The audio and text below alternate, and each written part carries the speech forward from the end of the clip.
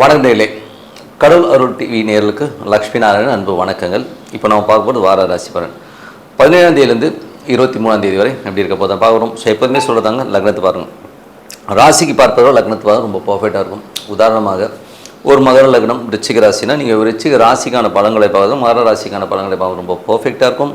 முதல்ல வர்றது பொது பலன்கள், அதுக்கப்புறம் தசாபுக்தி பலன்கள். உங்கள் ஜனனகால ஜாதகத்தில் என்ன தசாபுக்தி அந்தரங்கள் வருதோ அதை வந்து நோட் பண்ணி வச்சு மிங்கிள் பண்ணி பாருங்கள், ரொம்ப பர்ஃபெக்டாக இருக்கும். வீடியோட எண்டில் டிப் ஆஃப் த வீக் இருக்குது, மறக்காமல் பாருங்கள்.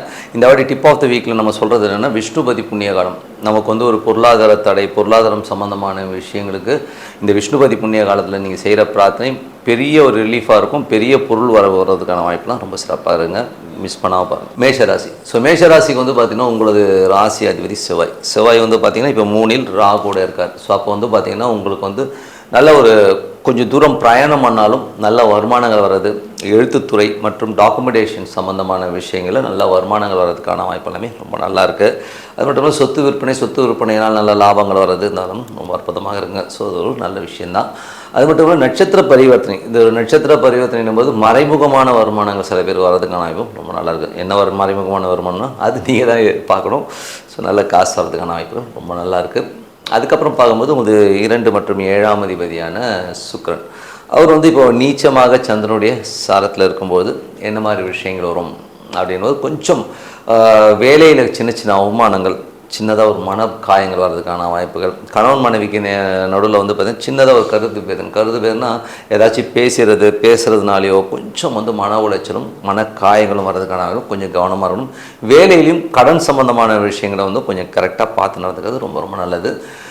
அதுக்கப்புறம் பார்க்கும்போது உங்களுக்கு 8ஆம் அதிபதி. ஸோ 8ஆம் அதிபதியான செவ்வாய். ஸோ 8ஆம் அதிபதி செவ்வாய் வந்து உங்களுக்கு வந்து இப்போது 3ல் இருந்தாலும் நிறைய ஸ்ட்ரெஸ்ஸஸ் டென்ஷன்ஸ் வர மாதிரி இருந்தாலும் அது வந்து 11ஆம் அதிபதி நட்சத்திர காலில் இருக்கும். பெரிய லாபங்கள், எதிர்பாராத திடீர் விபரீத ராஜ யோகங்களை அள்ளி கொடுக்கறதுக்கான வாய்ப்புலாம் இருக்கனால அது வந்து ஒரு நல்ல ஒரு யோகமாக தான் கண்டிப்பாக இருக்குங்க. அதுக்கப்புறம் பார்க்கும்போது உங்களுடைய 9ஆம் அதிபதி. ஸோ 9 மற்றும் 12ஆம் அதிபதியான குரு, அவர் வந்து உங்களுக்கு வந்து இப்போ வந்து 4ல் உச்சமாக இருக்கிறார். ஸோ அப்போ என்ன மாதிரி விஷயங்கள் நடக்கும் அப்படிங்கும்போது பிரயாணங்கள் நல்ல லாபங்கள்லாம் வர்றதுக்கான வாய்ப்புலாம் இருந்தாலும் தந்தை சார்ந்த உறவுகள், ஸோ அப்பா சம்மந்தமான விஷயங்கள், வெளிநாட்டில் இருக்கவங்களும் சின்னதாக ஒரு மன உளைச்சலோ சின்னதாக அதுக்கான சின்ன சின்ன செலவு கொஞ்சம் அதிகமாக வர ஃபீலை கண்டிப்பாக இருக்கும்.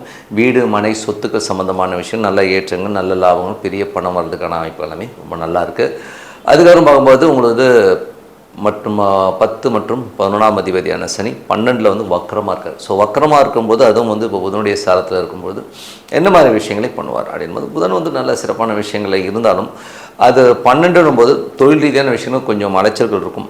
வருமானங்கள் வரலையும் கொஞ்சம் ஸ்லோடவுனாக வர மாதிரி ஃபீலே இருக்கும். உங்கள் ஜனனகால ஜாதகத்தில் சனி வக்கரமாக இருந்ததுன்னா இப்போ வந்து நல்ல பலன்கள், நல்ல ஒரு வருமானங்கள் வர்றதுக்கான வாய்ப்புகளும், வெளியூர் வெளிநாடு வெளி மாநிலங்கள் இருக்கவங்க வந்து பெரிய வருமானங்கள் வர்றதுக்கான வாய்ப்புமே சூப்பராக இருக்குங்க.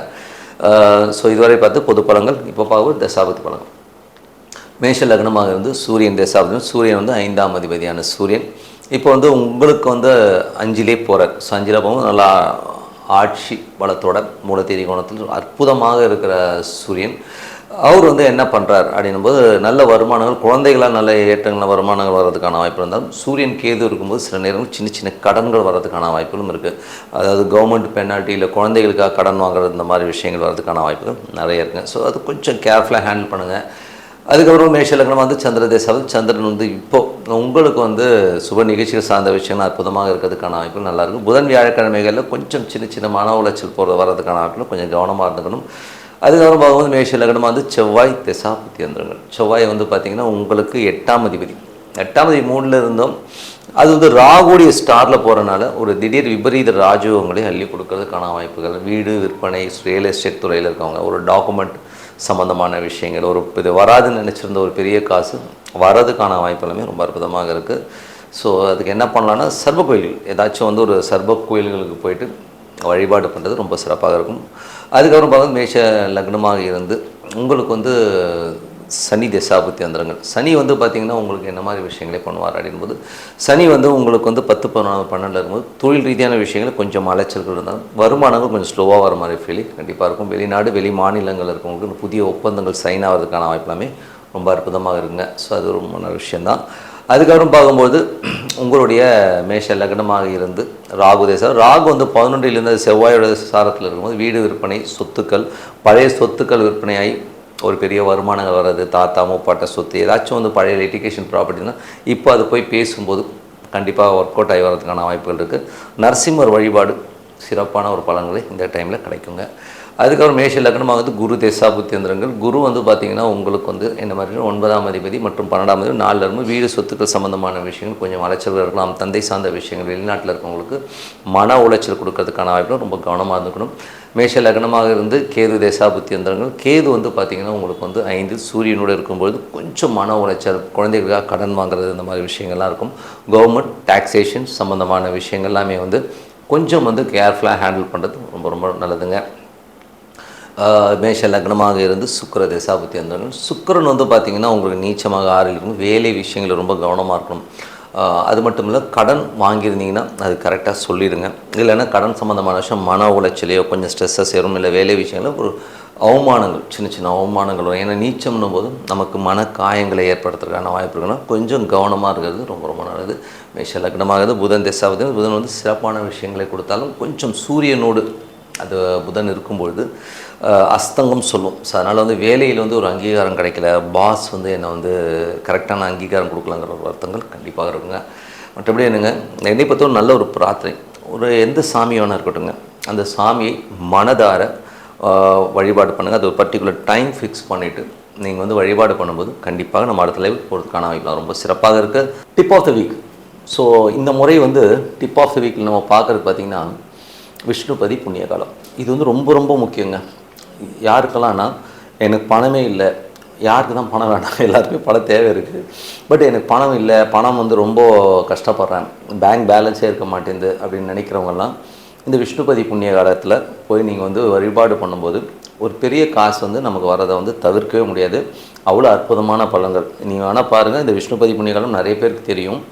கோயில்களில் கூட பார்த்திங்கன்னா நிறைய கூட்டம் வரும். இப்போ பார்த்திங்கன்னா நிறைய பேர் தெரிஞ்சது, நிறைய கூட்டம் வருது. இது ஒர்க் ஆகுதா, ஒர்க் ஆகலைன்னா சூப்பராக ஒர்க் ஆகுதுங்க. கிட்டத்தட்ட வந்து நானும் வழிபாடு பண்ணுறேன். நான் வழிபாடு பண்ண ஆரம்பிச்சு என் பர்சனலாகவும் நல்ல ஒரு வருமானங்கள் வர ஆரம்பிச்சிச்சு. அது மட்டும் இல்லை, எனக்கு தெரிந்த நண்பர்கள், என்னுடைய கிளைண்ட்ஸ் எல்லாருக்குமே சொல்லும் போதும் நல்ல வருமானங்களை கண்டிப்பாக கொடுத்துச்சுங்க. ஸோ அதனால் இந்த விஷ்ணுபதி புண்ணிய காலம் என்றைக்கு வருதுன்னா 17ஆம் தேதி. 17ஆம் தேதி வந்து சாயங்காலம் ஸ்டார்ட் ஆகுது.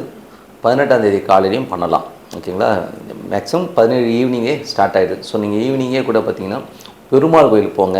பெருமாள் கோயிலுக்கு போயிட்டு அந்த பெருமாளை மனதார வாழ்த்தி, மனசார ஓம் நமோ நாராயணா அப்படின்னு சொல்லி ஒரு 27 முறை ஒரு 27 பூ கையில் வச்சுக்கோங்க. ஓகேங்களா? அந்த 27 பூ கையில் வச்சுக்கிட்டு மனதார ஓம் நமோ நாராயணா ஓனான்னு அந்த இறைவனை தவிர வேறு எதுவும் இருக்கக்கூடாது. ஸோ மனதார வந்து பிரார்த்தனை பண்ணி அந்த ஒவ்வொரு பூவாக ஒவ்வொரு ரவுண்ட் அடிக்கும்போது வச்சுட்டு வாங்க.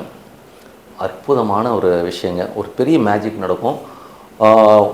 லைஃப்பில் வந்து நீங்கள் வந்து கொஞ்சம் கூட வந்து எதிர்பார்க்காத அளவுக்கு ஒரு பெரிய ஒரு மாற்றத்தை கண்டிப்பாக கொடுத்துருங்க.